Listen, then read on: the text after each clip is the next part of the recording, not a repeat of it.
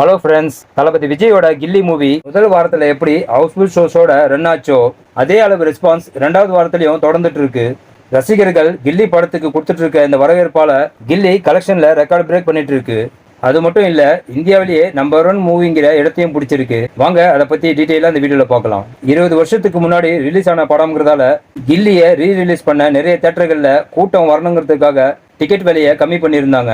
ஆனா தியேட்டர்காரங்களே எதிர்பார்க்காத அளவுக்கு தளபதி ஃபேன்ஸ் மட்டும் இல்லாம இப்ப இருக்கிற யங்ஸ்டர்ஸ் எல்லாருமே கில்லி படம் பார்க்கறதுக்காக தியேட்டருக்கு படையெடுக்க ஆரம்பிச்சிருக்காங்க.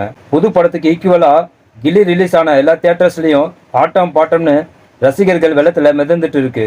பப்ளிக் கிட்ட இருந்து இந்த அளவுக்கு வரவேற்பு கிடைச்சதால கில்லி கலெக்ஷன்ல சக்கப்போடு போட்டுட்டு இருக்கு.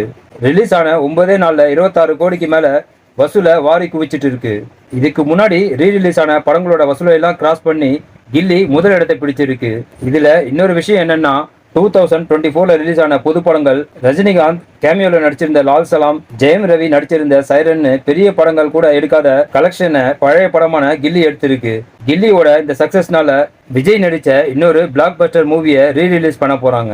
அநேகமா அந்த படம் தளபதி விஜய் ஜோதிகா நடிச்சிருந்த 2000ல ரிலீஸ் ஆகி சக்கப்போடு போட்ட குஷி படத்தை தாங்க ரிலீஸ் பண்ண போறாங்க.